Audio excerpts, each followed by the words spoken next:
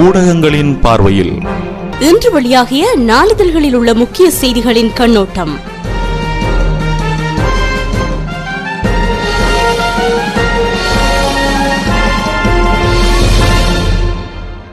வணக்கம் நேயர்களே, இன்று அக்டோபர் மாதம் 10ஆம் தேதி புதன்கிழமை மற்றும் ஒரு ஊடகங்களின் பார்வை நிகழ்ச்சி ஊடாக இன்று உங்களை சந்திக்கிறேன். இன்று நாம் வீரகேசரி நாளிதழை முதலாவதாக பார்க்கலாம். வாழ்வின் எழுச்சிக்கு எதிரான மனுவின் பிரதியை பாராளுமன்ற செயலாளருக்கு அனுப்பியது தவறு, உயர் நீதிமன்றத்தின் செயற்பாடு மன்னிக்க முடியாத குற்றம், சபாநாயகர் அறிவிப்பு என்ற பிரதான தலைப்புடன் வீரகேசரி வெளிவந்துள்ளது.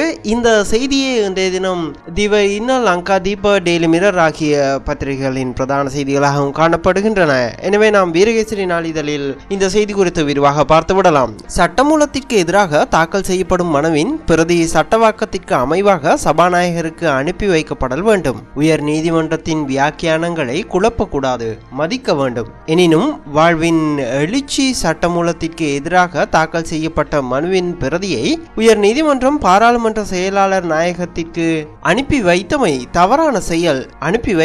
தவறான செயல் விதியாகும் என்று சபாநாயகர் சமல் ராஜபக்ச தெரிவித்தார். சபாநாயகரின் உரிமையை சமரசம் பதிலீடு செய்ய முடியாது. நிலையற் கட்டளைகளின் பிரகாரம் வரையறுக்கப்பட்ட சட்டங்களே செயலாளர் நாயகத்திற்கு இருக்கின்றன. இவ்வாறான நிலையில் மனுவின் பிரதியை செயலாளர் நாயகத்திற்கு அனுப்பி வைத்தமை மன்னிக்க முடியாத பிழையாகும். உயர் நீதிமன்றத்தின் பிரத்யேக உரிமையை மதிக்கின்றேன், ஆதலால் தீர்ப்பு வழங்க மாட்டேன். ஆனால் மக்களின் உரிமையை மதிக்க வேண்டும் என்றும் அவர் சொன்னார். பாராளுமன்றத்தில் சபாநாயகரின் அறிவிப்பின் போது நேற்று செவ்வாய்க்கிழமை சுமார் 1 மணி நேர அறிவிப்பை விடுத்து உரையாற்றும் போதே சபாநாயகர் சமல் ராஜபக்ச இதனை தெரிவித்ததாக அந்த செய்தி நீண்டு செல்கிறது. அத்துடன் அடுத்த ஆண்டுக்கான பாதுகாப்பு செலவினம் 5825 கோடி ரூபாவால் அதிகரிப்பு, மொத்த செலவு 1,33,500 கோடி ரூபாய். மீள் குடியேற்ற அமைச்சுக்கு ஒதுக்கீடு, நிதி ஒதுக்கீட்டு சட்டம் மூலம் சபையில் சமர்ப்பிப்பு என்ற தலைப்பில் இன்னும் ஒரு முக்கிய செய்தி வெளிவந்துள்ளது. ஜனாதிபதி மஹிந்த ராஜபக்ச தலைமையிலான ஆளும் ஐக்கிய மக்கள் சுதந்திர முன்னணி அரசாங்கத்தின்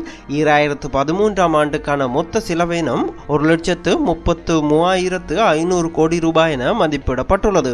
இதில் பாதுகாப்பு செலவினம் 28,950 கோடியே 25,33,000 ரூபாயாகும். 2012ஆம் ஆண்டுடன் ஒப்பிடும் போது 2013ஆம் ஆண்டுக்கான பாதுகாப்பு செலவினம் 5,825 கோடியே 95,34,000 ரூபாய் அதிகமாகும் என அந்த செய்தியும் நீண்டு செல்கிறது. இதனை தவிர 2வது நாளாகவும் நீதித்துறை முடங்கியது. நீதிபதிகள் சட்டத்தரணிகள் இன்று கடமைக்கு திரும்புவர், நுவரெலியாவில் ஆர்ப்பாட்டம் என்ற தலைப்பில் இன்னும் ஒரு செய்தியும் வெளியிடப்பட்டுள்ளது. நீதிச்சேவை ஆணைக்குழுவின் செயலாளர் மஞ்சுள திலகரத்ன மீதான தாக்குதலை கண்டித்து நேற்று 2வது நாளாகவும் நீதிபதிகளும் சட்டத்தரணிகளும் பணி பகிஷ்கரிப்பில் ஈடுபட்டமையினால் நீதிமன்ற சேவைகள் ஸ்தம்பிதம் அடைந்திருந்தன. இந்த தாக்குதலை கண்டித்து நேற்று முன்தினமும் நீதிபதிகள் மற்றும் சட்டத்தரணிகள் பணி பகிஷ்கரிப்பில் ஈடுபட்டிருந்தனர். இதனால் நீதித்துறை முற்றாக ஸ்தம்பிதம் அடைந்திருந்தது. நீதிமன்ற பணிகளில் நேற்றும் ஈடுபடாத நீதிபதிகள் கொழும்பில் ஒன்று கூடிய அடுத்த கட்ட நடவடிக்கை குறித்தும் ஆராய்ந்திருந்தனர். இந்த கூட்டத்தின் போது பணி பகிஷ்கரிப்பை கைவிட்டு இன்று பணிக்கு திரும்புவதென நீதிபதிகள் சங்கத்தினர் முடிவு செய்துள்ளனர். தாக்குதலை கண்டித்து நுவரெலியா உட்பட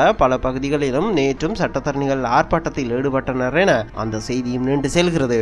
அத்துடன் கூட்டமைப்பு தொடர்பான அமைச்சர் பசிலின் கருத்து, நாட்டு மக்களை ஏமாற்றும் முயற்சி, நேரில் வந்தால் விளக்குவேன், சம்பந்தன் எம்பி விசனம் என்ற தலைப்பில் இன்னும் ஒரு செய்தியும் வெளிவந்துள்ளது. அரசாங்கம் இனப்பிரச்சனைக்கு தீர்வு காணும் விடயத்தில் அக்கறை காட்டுவதாக இல்லை. மஹிந்த ராஜபக்சவின் அரசாங்கம் தீர்வு திட்டத்தில் இழுத்தடிப்புகளையே மேற்கொண்டு வருகிறது. அர்த்தபுஷ்டியான அதிகார பரவலாக்கலின் ஊடான தீர்வுக்காகவே நாம் பாடுபட்டு வருகிறோம் என்று தமிழ் தேசிய கூட்டமைப்பின் தலைவரும் திருமலை மாவட்ட எம்பியுமான இரா சம்பந்தன் தெரிவித்தார். அரசாங்கத்துடன் இடம்பெற்ற பேச்சுக்களின் போது தமிழ் மக்களுக்கான தீர்வு திட்டத்தை எழுத்து மூலம் நாம் சமர்ப்பித்தோம். இதற்கு இன்னமும் பதிலளிக்காத அரசாங்கம் எம்மீது குற்றஞ்சாட்டி வருவது வேடிக்கையானது. விடுதலை புலிகள் நிலைப்பாட்டிலேயே தமிழ் தேசிய கூட்டமைப்பு செயற்படுவதாக அமைச்சர் பசில் ராஜபக்ச தெரிவித்துள்ள கருத்து கடும் கண்டனத்திற்குரியது. இது நாட்டு மக்களை ஏமாற்றுவதற்கான முயற்சியாகும் என்றும் அவர் தெரிவித்ததாக அந்த செய்தியும் நீண்டு செல்கிறது. அதனை தவிர வெள்ளை வேன் கடத்தலுடன் தொடர்புடையோரே நீதிச்சேவை ஆணைக்குழு செயலாளர் மீது தாக்குதல் என்ற தலைப்பில் இன்னும் ஒரு செய்தியும் வெளிவந்துள்ளது. வெள்ளை வேன் கடத்தலுடன் தொடர்புடையவர்களே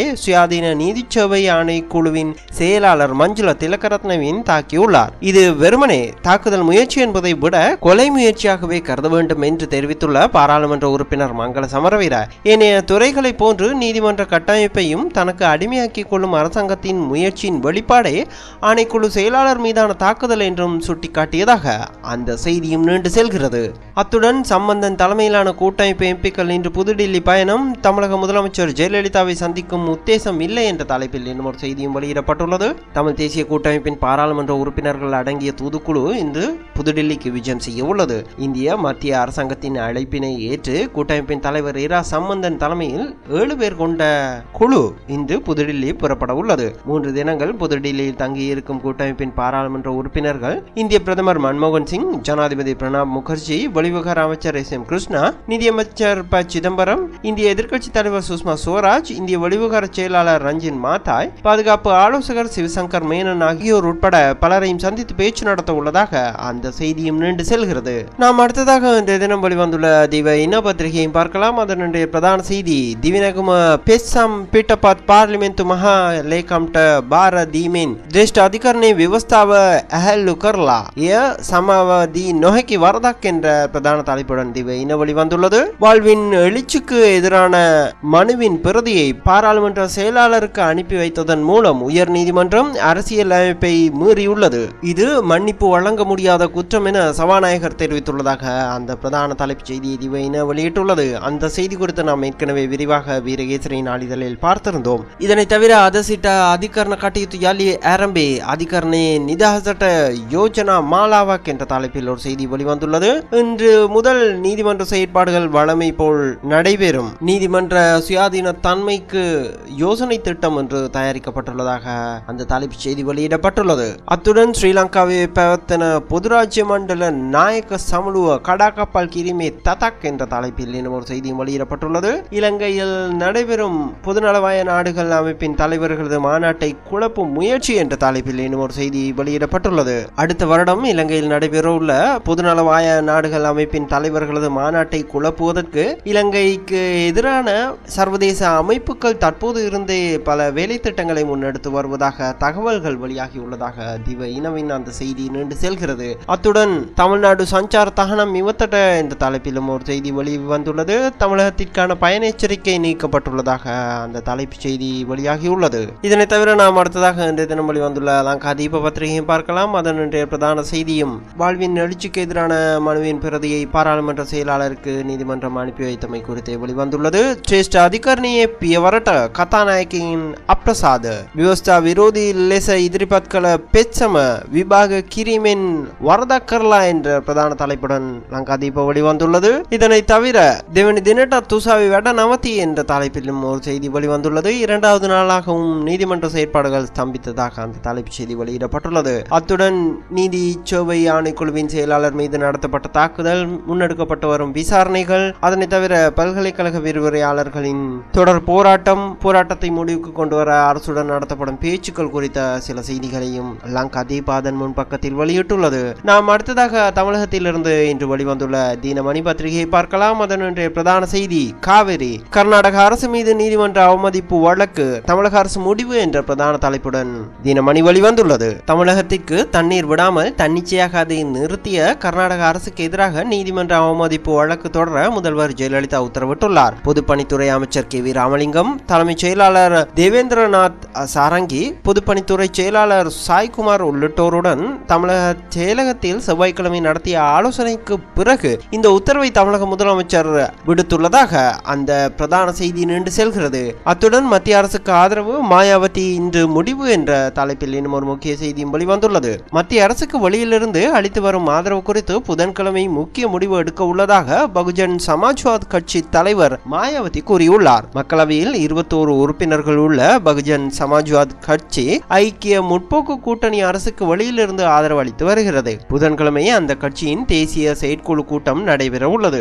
அப்போது மத்திய அரசுக்கு அளித்து வரும் ஆதரவை தொடர வேண்டுமா கூடாதா என மறுபரிசீலனை செய்வோம் என மாயாவதி கூறியுள்ளார். பகுஜன் சமாஜ்வாதி கட்சியின் நிறுவனர் காஞ்சிராம் நினைவு தினத்தை முன்னிட்டு செவ்வாய்க்கிழமை நடைபெற்ற பேரணியில் பேசிய போது மாயாவதி மேற்கண்டவாறு தெரிவித்ததாக அந்த செய்தி நீண்டு செல்கிறது. அடுத்ததாக நாம் இன்றைய தினம் தமிழகத்திலிருந்து வெளிவந்துள்ள தினமலர் பத்திரிகையும் பார்க்கலாம். அதனுடைய பிரதான செய்தி, காவிரியில் தண்ணீரை நிறுத்திய கர்நாடகாவுக்கு சிக்கல், அவமதிப்பு வழக்கு தொடர்பாக தொடர தமிழக அரசு முடிவு என்ற பிரதான தலைப்புடன் தினமலர் வெளிவந்துள்ளது. தமிழகத்திற்கு திறந்துவிடும் தண்ணீரை நிறுத்திய கர்நாடக அரசுக்கு சிக்கல் உருவாகியுள்ளது. கர்நாடகாவின் நடவடிக்கைக்கு தக்க பதிலடி தர தமிழக அரசு தரப்பு டில்லியில் தீவிரமாக உள்ளது. ஏற்கனவே திறந்துவிடப்பட்ட தண்ணீர் நாளைதான் தமிழக எல்லையில் குறைய துவங்கும். ஆனால் மறுநாளான வெள்ளிக்கிழமை அன்று சுப்ரீம் கோர்ட்டில் கர்நாடக அரசுக்கு எதிராக கோர்ட் அவமதிப்பு வழக்கை தொடர தமிழக வழக்கறிஞர்கள் காத்து கொண்டு இருப்பதாக அந்த பிரதான செய்தி நின்று செல்கிறது. அந்த செய்தியோடு இன்றைய ஊடகங்களின் பார்வை நிகழ்ச்சி நிறைவுக்கு வருகிறது. மீண்டும் இதே நிகழ்ச்சியில் நாளை உங்களை சந்திக்கும் வரை உங்களிடமிருந்து விடைபெறும் நான் VAK. வணக்கம் நேயர்களே.